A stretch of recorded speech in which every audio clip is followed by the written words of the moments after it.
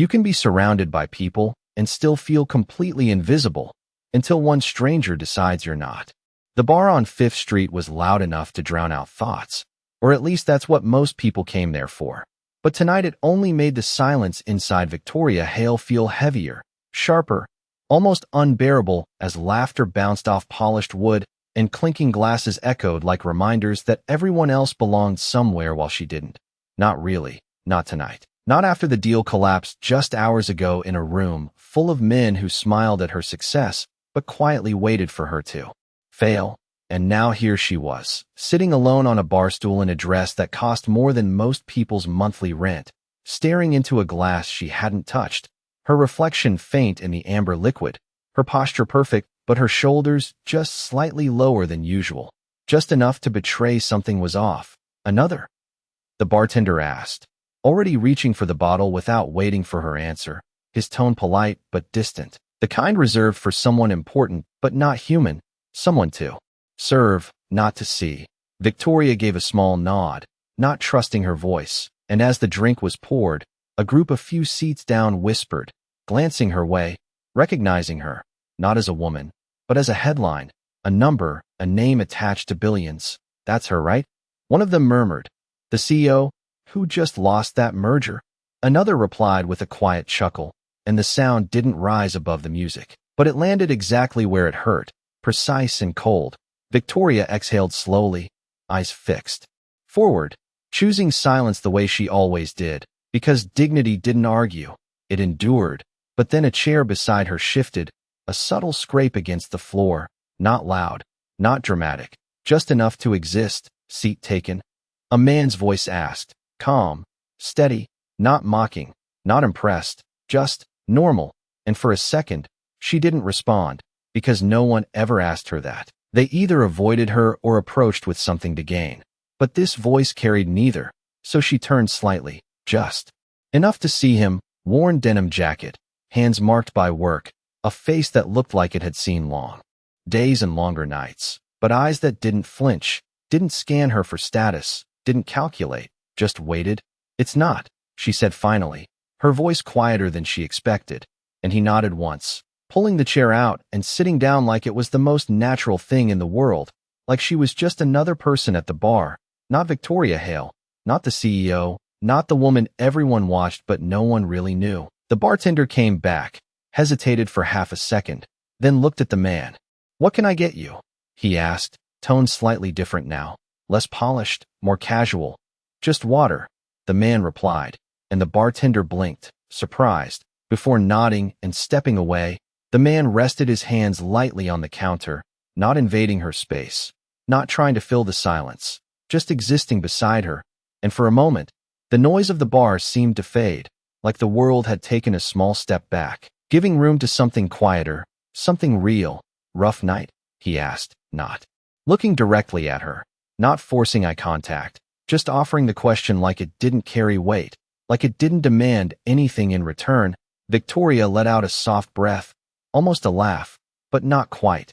You could say that, she replied, and he nodded again, like that was enough, like he didn't need the details, like he trusted her to share or not share on her own terms.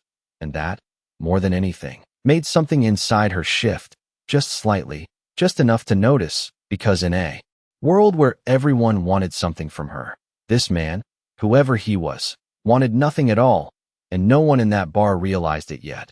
But in that quiet exchange, something had already begun to change, something that by the next night would leave the entire room in silence. The man did not rush to fill the silence, and that was the first thing Victoria noticed, because in her world silence was either a weapon or a weakness, but with him it felt like something else entirely, something steady, something safe. He took a small sip of water when it arrived, set the glass down gently, and glanced at the mirror behind the bar instead of directly at her, as if giving her space to exist without being examined. You come here often? She asked after a moment, the question sounding almost out of place in her own voice, lighter than the boardrooms, softer than negotiations. He gave a small shrug. Only when the day gets longer than it should. He replied, simple, honest, no performance. She let out a quiet breath through her nose, almost amused. That sounds like every day. He nodded once, Some days just hide it better. And for a brief second, something in her expression shifted. Not a smile. Not yet. But the edge of exhaustion softened. The bartender returned, placing a napkin beneath her glass with careful precision. "Let me know if you need anything else, Ms. Hale," he said. The name landing between them like a spotlight suddenly switched on. The man beside her did not react the way others usually did. No widened eyes. No sudden change in posture. He just glanced at her, then back at his glass. "That your last name?" he asked calmly, and Victoria blinked, caught off guard by the simplicity of it. "It is," she answered, studying him now, waiting for recognition, waiting for the shift, but it never came. He nodded again, as if confirming a small detail that did not change anything. "I am Ethan," he said, offering his name without a last one, without a title, just Ethan, and somehow that felt more real than anything she had heard all day. "Nice to meet you, Ethan," she replied, the words slower, more deliberate, as if she had not said them sincerely in a long time. A group behind them laughed loudly. Glasses clinked. Someone dropped a fork. The noise surged again. But around them, something remained quiet, contained, like a pocket of still air in the middle of a storm. "So what made your day longer than it should be?" he asked, still not looking directly at her, giving her the choice to answer or not. Victoria hesitated, her fingers tracing the rim of the glass. "I lost something important," she said finally, the sentence carefully chosen, stripped of details but heavy with truth. Ethan nodded slowly. "Happens," he said, not dismissive, not curious, just acknowledging. She turned slightly toward him now. "You do not want to know what it was?" she asked, testing him without realizing it. He shook his head lightly. "If you want to tell me, you will," he replied, and there it was again, that quiet dignity, that refusal to take more than what was offered, and for the first time that night, Victoria felt something unfamiliar rise in her chest. Not pressure, not expectation, but relief, small, fragile, but real. She took a sip of her drink, then another, the warmth settling differently now, not as an escape, but as a pause. "What about you?" she asked. "What made your day long?" Ethan leaned back slightly, stretching his shoulders just enough to release the weight of the day.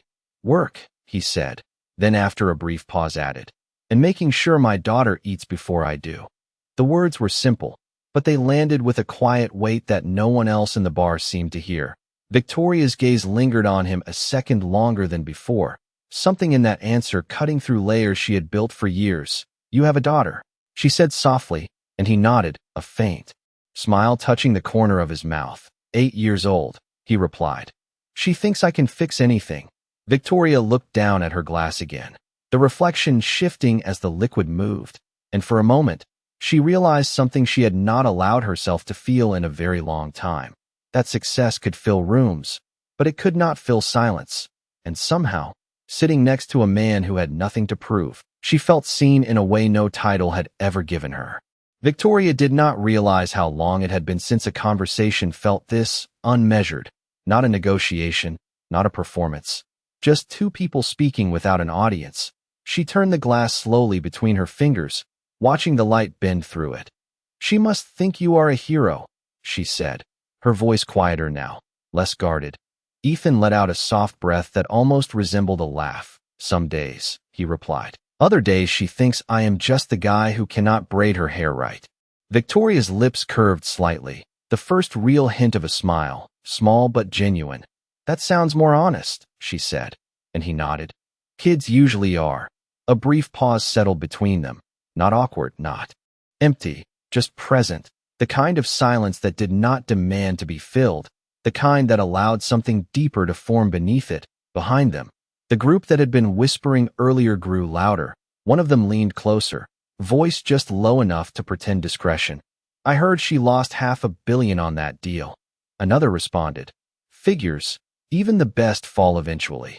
The words drifted across the air like smoke, subtle but suffocating. Victoria's shoulders stiffened almost imperceptibly, her fingers tightening slightly around the glass. She did not turn. She did not respond. She simply absorbed it the way she always had, quietly, with control. But Ethan heard it too. His eyes flicked briefly toward the mirror, catching their reflection, then returned to his water. He did not confront them. did not acknowledge them. Instead, he spoke, calm and even. "You know," he said, as if continuing a different conversation. "People talk the loudest when they are trying to convince themselves they matter." Victoria blinked, the tension in her shoulders easing just a fraction. She turned toward him, searching his face for something, anything that hinted at pity or strategy. But there was none, just that same steady presence. "And what do you think matters?" she asked, the question more personal than she intended. Ethan considered it for a moment, not rushing, not performing, showing up. He said finally, even when it would be easier not to. The answer was simple, almost too simple, but it landed with a weight that silenced something inside her. For years she had measured value in numbers, in growth charts, in headlines, but none of that had prepared her for the quiet clarity of that statement. She looked down again, the reflection in her glass now blurred. "I showed up today," she said, almost to herself. Ethan nodded once. "Then that counts," he replied. No judgment, no scale, just acknowledgement. The bartender passed by again, slower this time, as if sensing the shift in energy. "Everything good here?" he asked, and for the first time that night, Victoria answered without hesitation. "Yes," she said, her voice steady, certain, and it was not about the drink, not about the bar. It was about the moment, about the fact that for the first time in a long time, she was not being evaluated, not being watched, just being. Ethan glanced at the clock mounted above the shelves, its red digits cutting through the dim light. He exhaled quietly, a subtle shift in posture. "I should get going," he said, more to himself than to her. Victoria felt something unexpected at those words, a small resistance, not to him leaving, but to the moment ending. "Already?" she asked, the question slipping out before she could stop it. He nodded. "My daughter has a way of knowing when I am late, even if I do not tell her," he said, standing up slowly, reaching for his wallet. Victoria watched him, noticing the worn edges, the careful way he handled it. Nothing about him rushed, nothing about him demanded attention, and yet he had shifted her entire night without trying. "Ethan," she said, stopping him just before he placed the cash on the counter. He looked at her, waiting, present as always. "Thank you," she added, the words simple but carrying more weight than anything she had said that day. He gave a small nod. "You are welcome," he replied, like it was the most natural exchange in the world. And then, without asking for anything, without leaving a number, without even glancing back at the whispers behind them, he placed the money on the counter, more than enough for both drinks, and walked away quietly, leaving behind something no one else in that bar could quite name, but everyone, in some small way, began to feel.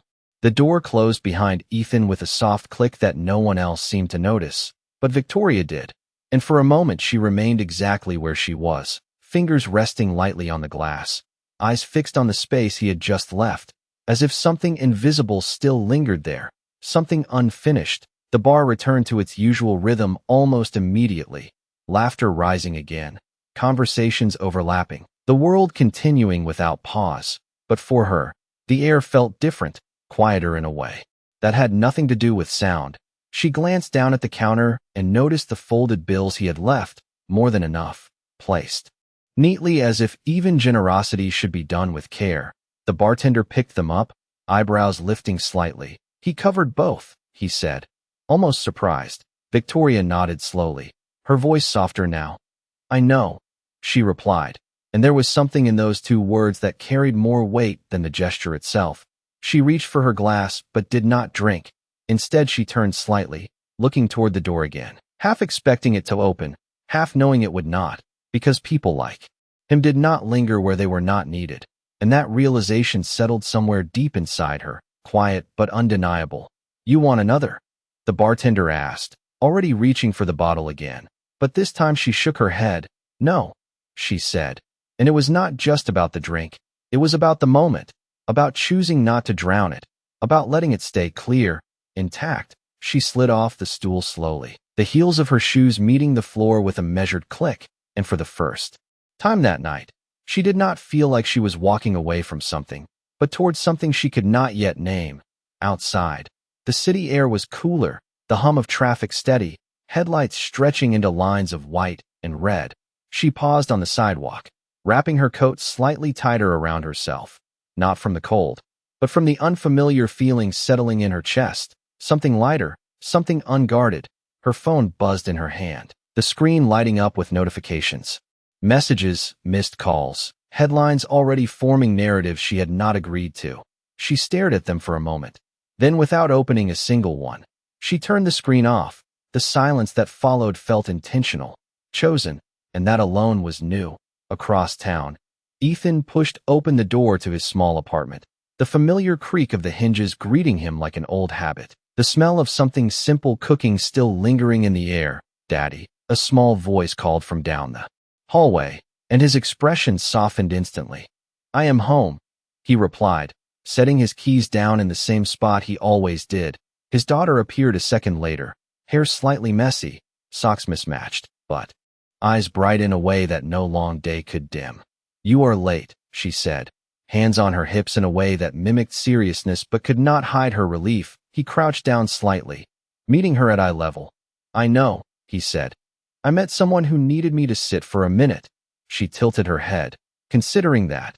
"Did you fix something?" she asked, and he smiled faintly. "Not exactly," he replied. "Sometimes just staying is enough."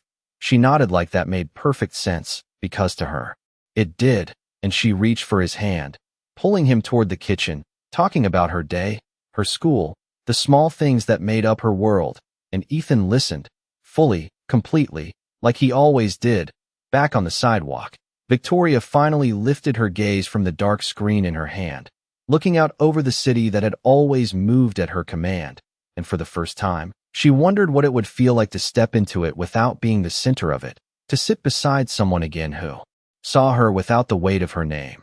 And as a car passed, its headlights briefly illuminating her face, there was a quiet realization forming, one that did not announce itself, one that did not demand attention, but one that would carry into the next night, changing everything in a way no one around her could yet imagine.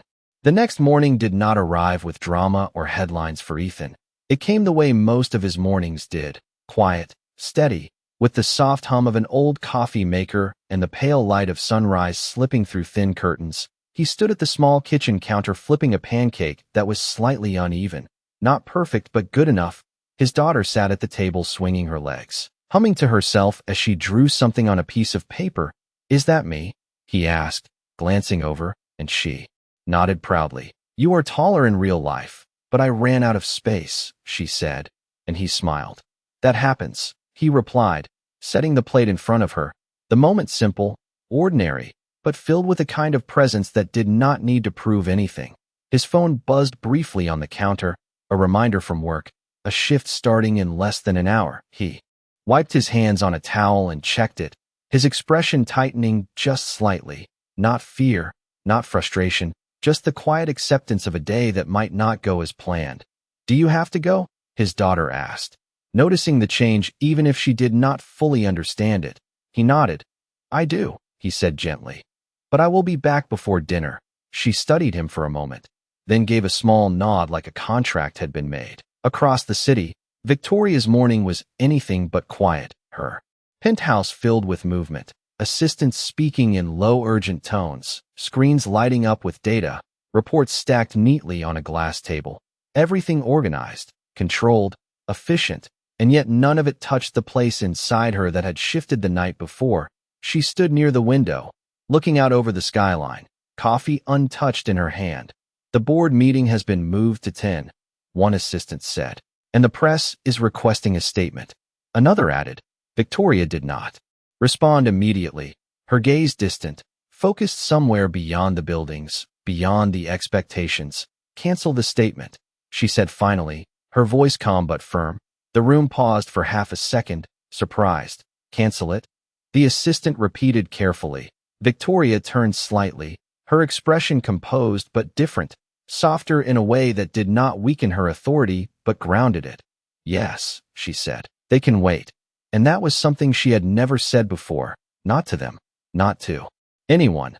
Time had always been her currency, her leverage, but today, for reasons she could not fully explain, she chose to spend it differently. Back at the garage, Ethan stepped into the familiar scent of oil and metal, the sound of tools clinking echoing lightly. His supervisor stood near the entrance, arms crossed, expression already set. "You are late," he said, not raising his voice, just stating it like a fact that needed no discussion. Ethan nodded once. "I know," he replied, setting his bag down. "I stayed a little longer with my daughter this morning." The supervisor sighed, shaking his head. "This is not a place where you can just come and go when it feels right," he said, and a couple of coworkers glanced over, the tension subtle but present. Ethan did not argue, did not defend himself beyond what was necessary. "I understand," he said, his voice steady. "It will not happen again." The supervisor studied him for a moment, then nodded reluctantly. "Just get to work," he said, turning away, and the moment passed as quickly as it came, but something lingered beneath it, something fragile, something that could shift with one more push. Ethan moved to his station, picking up a wrench, focusing on the task in front of him the way he always did, one step at a time, no shortcuts, no complaints, just quiet consistency. And yet, somewhere in the back of his mind, a thought remained, not loud, not demanding, just present, the memory of a woman who had looked at him not as a worker, not as a role, but as a person.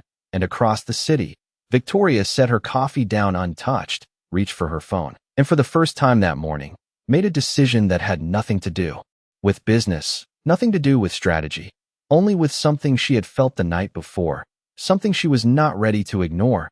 And as her driver pulled the car around, she gave a single direction, one that would quietly begin to change the course of both their days. The black car moved smoothly through morning traffic, its tinted windows reflecting a city that never slowed down. But inside, Victoria sat in silence, her fingers resting lightly against her phone as if the decision she had just made still needed to settle into something real. "We are heading to the office," the driver asked, glancing briefly through the rearview mirror, and for a moment she did not answer, her eyes fixed on the passing streets, on people walking with purpose, on lives that did not revolve around boardrooms and headlines. "No," she said finally, her voice calm but certain. "I need to make a stop first." The driver nodded without question, adjusting the route, and the car turned away from the glass towers that defined her world and towards something far more ordinary. Back at the garage, the rhythm of the day had settled into its usual pattern, the steady clang of tools, the low hum of engines, the smell of oil hanging in the air like a constant. Ethan worked with quiet focus, his sleeves rolled up, movements precise, efficient. He did not rush, did not cut corners, even when the pressure of time lingered in the background. "You hear about the layoffs?" One of the mechanics muttered nearby, wiping his hands on a rag. Another shrugged. "Management says it is coming down from corporate budget cuts or something." The first one shook his head. "Figures. Always the people on the floor who pay for it." Ethan did not join the conversation, but he heard it, the words settling somewhere behind his steady expression. He tightened a bolt, checked the alignment, moved on to the next task, one step at a time, because that was how he handled everything, not by worrying about what might happen, but by doing what was in front of him. The office door opened suddenly. His supervisor stepped out again, clipboard in hand, his tone sharper this time. "Ethan," he called, and the room quieted just enough to notice. Ethan straightened slightly, turning to face him. "Yes?" he replied, calm as always. The supervisor glanced down at the paper, then back up. "We need to talk," he said, and there was something in his voice that carried more weight than before. Not anger, not exactly, but finality. Ethan nodded once, setting his tools aside, following him toward the small office in the corner. The door closed behind them with a soft click, muting the noise outside. Inside, the air felt tighter, more contained. The supervisor exhaled, running a hand across the back of his neck. "This is not easy," he began, the phrase familiar, overused, but still heavy. Ethan did not interrupt, did not react. He simply listened. "Corporate is making cuts," the supervisor continued, "and your name is on the list." The words landed without drama, without raised voices, just a quiet shift in reality. Ethan absorbed it the same way he absorbed everything else, steady, controlled. "When?" he asked, his voice even. The supervisor hesitated. "Effective today," he said, and for a brief moment, silence filled the room. Not empty, not shocked, just still. Ethan nodded slowly, taking in the information, not arguing.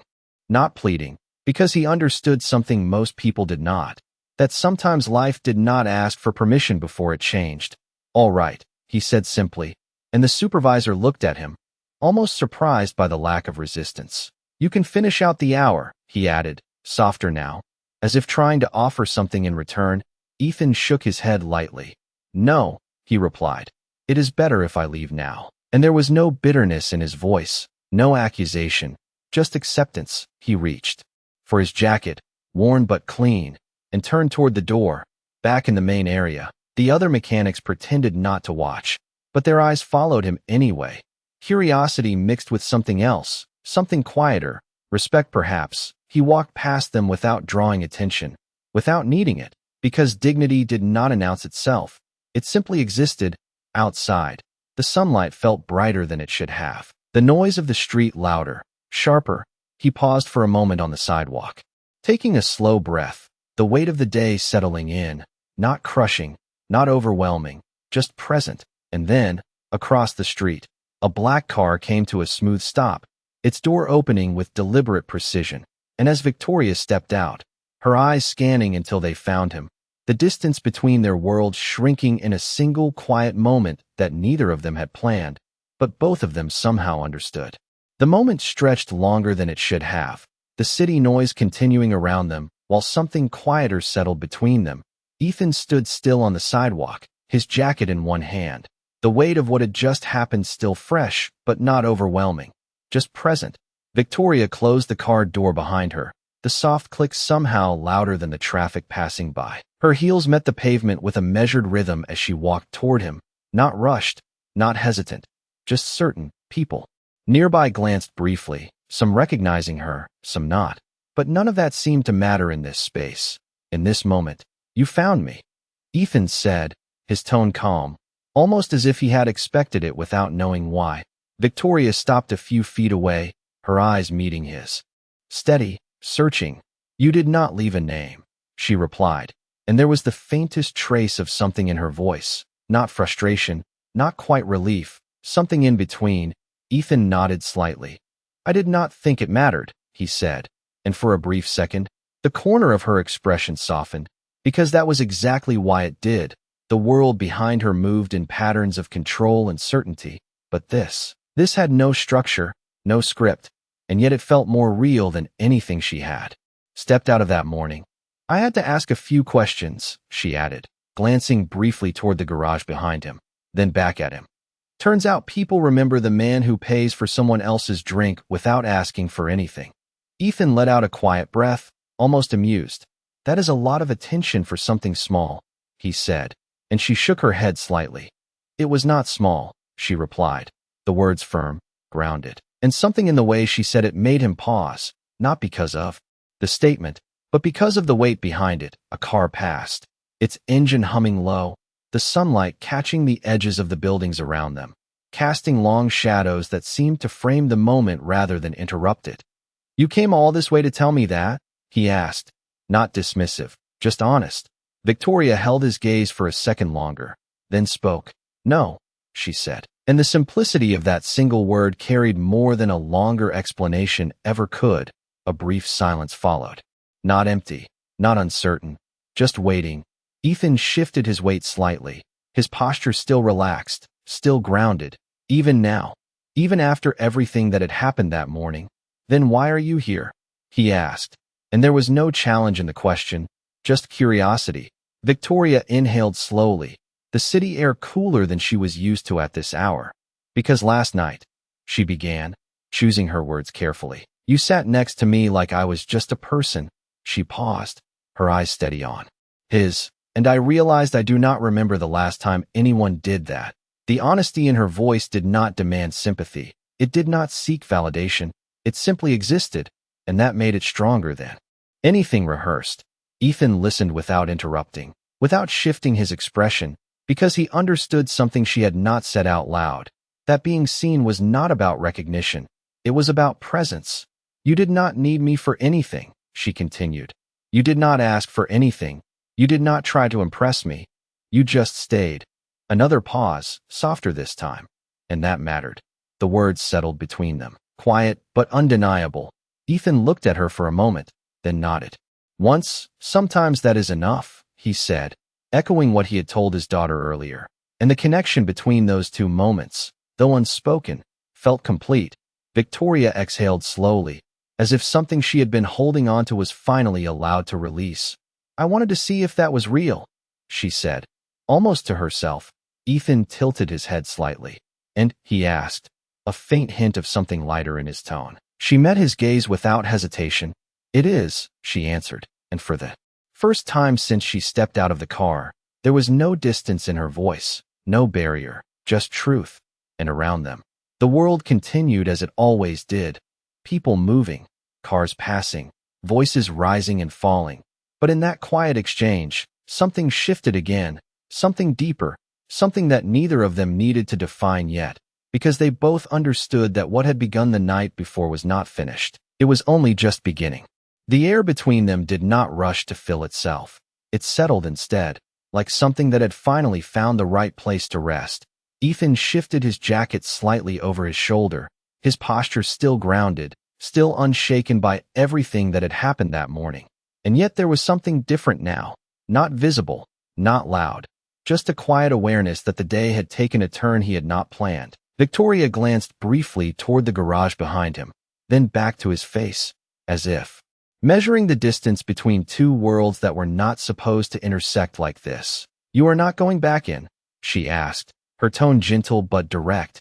Ethan followed her gaze for a moment, then shook his head. No, he replied simply. That chapter closed about 10 minutes ago. There was no bitterness in the words, no frustration, just acceptance, the kind that came from someone who had learned not to hold on to what no longer held him. Victoria studied him for a second longer, something shifting behind her eyes, something that looked almost like disbelief, not at what he said, but at how he carried it. You lost your job, she said, not as a question, but as a statement trying to understand its weight.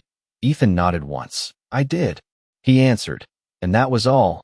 No explanation, no defense, no attempt to soften it or make it sound better than it was. Just truth. The city moved around them, a bus passing by, a distant horn, footsteps crossing the street, but none of it seemed to reach the space they stood in.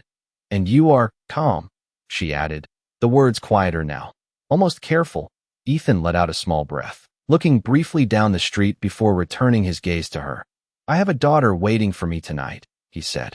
So I do not really have the option not to be. The simplicity of that answer carried more weight than any explanation she had heard in years. It was not about strength, not about pretending everything was fine. It was about responsibility, about showing up even when the ground shifted beneath you. Victoria looked at him in a way she had not looked at anyone in a long time. Not evaluating, not analyzing, just seeing. Most people would be angry, she said softly. Ethan gave a slight shrug. Anger does not pay the bills, he replied. Then after a brief pause added, and it does not help her sleep better either. The words lingered, quiet but steady, and for a moment, Victoria felt something inside her recalibrate. The metrics she had always used to measure resilience suddenly felt incomplete, almost irrelevant. A gust of wind moved lightly through the street, catching the edge of her coat, and she pulled it closer without breaking eye contact. What are you going to do now? She asked, and this time there was something more in the question, not just curiosity, but concern. Ethan considered it for a moment, not rushing to answer. Same thing I always do, he said. Find the next step, take it, and keep going. He paused, then added with a faint hint of something lighter. Preferably before rent is due. Victoria exhaled softly, almost a quiet laugh, but there was no humor in the situation, only the honesty of it, and that honesty made it real in a way she could not ignore. She looked down for a brief second, then back up, the decision already forming before she spoke it. Come with me, she said. The words direct, unwrapped. Ethan blinked once, not startled, just processing. Where? He asked. Victoria held his gaze, steady, certain. Somewhere you will not be just the man who lost his job today, she replied, and the weight of that offer was not in the destination, but in what it represented, a shift, an opening, something unexpected. Ethan studied her for a moment, not looking for what he could gain, not calculating, just understanding the intention behind it. And then, In the quiet space between hesitation and decision, something settled, something aligned, not because of her position, not because of her power, but because of what she had shown him the night before. And as he nodded once, slow and deliberate, the distance between their worlds closed just a little more, setting the stage for a night that would not just change their circumstances, but the way everyone around them would see what truly mattered. The car door closed behind them with a quiet certainty that felt heavier than the sound itself. And as Ethan settled into the passenger seat, he did not look around with curiosity or awe. He simply adjusted his jacket and rested his hands loosely in his lap, grounded as always, while Victoria gave a brief nod to the driver.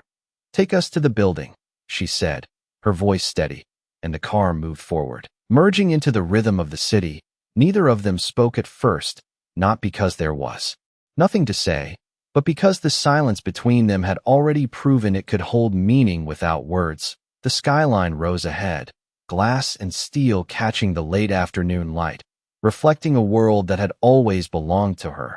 And now, for reasons she could not fully explain, she was bringing him into it. "You do not seem surprised," she said after a moment, her gaze still forward. Ethan glanced briefly out the window, then back ahead. "You are not the kind of person who makes empty offers," he replied, simple, direct, and she let out a soft breath, not quite a laugh, but close. "No," she said, "I am not." The car slowed as it approached the entrance of a tall building, one that commanded attention without needing to announce itself. People moved quickly along the sidewalk, suits, briefcases, conversations that never paused. The driver stepped out first, opening Ethan's door, and for a brief second, the difference between their worlds was visible again. But Ethan stepped out the same way he had stepped into the bar the night before, without hesitation, without adjustment, just himself. Inside, the lobby shifted the moment Victoria entered. Conversations softened, heads turned, recognition moved like a quiet wave through the space. But something else followed, something unfamiliar, because the man walking beside her did not match the expectations that usually surrounded her. His jacket worn, his posture calm, his presence steady, and yet he did not shrink, did not attempt to fit into the space. He simply existed within it. The elevator doors opened with a soft chime, and as they stepped inside, the room that had been filled with low conversations grew still, not forced, not commanded, just naturally, as if something about the moment asked for it. Victoria pressed the button for the top floor, her reflection faint in the mirrored walls. But her focus was not on herself. It was on the quiet shift happening around them. The elevator doors closed, and for a brief moment, it was just the two of them again, suspended between floors, between worlds. "You are not uncomfortable," she said, not as a question, but as an observation. Ethan shook his head slightly. "It is just a different kind of room," he replied. "People are still people." She looked at him then, really looked at him. And in that simple statement, she found something she had been missing for years: clarity. The elevator doors opened again, revealing a floor that was quieter, more controlled, the center of decisions that shaped industries. Her assistant stepped forward immediately, tablet in hand, words ready. "The board is waiting," she said, her tone efficient, practiced, but her eyes flicked briefly toward Ethan, confusion passing through them before professionalism returned. Victoria nodded once, then spoke, her voice calm but carrying a new weight. "Tell them to wait a little longer," she said, and for a split second, the assistant hesitated, not used to hearing that, not used to time being placed second. "Yes, of course," she replied quickly, stepping back. The hallway beyond them was lined with glass walls, offices filled with movement. But as Victoria began to walk, she did not lead Ethan into a conference room. She led him somewhere else, a quieter space, a room that overlooked the city, where the noise of decisions felt distant, and when they stopped, she turned to face him fully. The setting no longer mattered. The titles no longer mattered. Only the moment did. "Last night," she said, her voice softer now, "you gave me something I could not buy." Ethan listened, his expression unchanged, steady. "And today," she continued, "I want to return it. Not with money, not with a favor, but with something that actually matters." She paused, letting the words settle, letting the truth of them exist without decoration. "A chance," she said finally. not because you need it, but because you deserve to choose what comes next. The room held that statement in silence, not empty, not uncertain, but full, because for the first time, the power in the room was not about who had more, it was about who understood more. And as Ethan looked at her, not impressed, not intimidated, just present, the world outside continued to move. But inside that room, everything had already changed, not with noise, not with force, but with something far quieter, something stronger.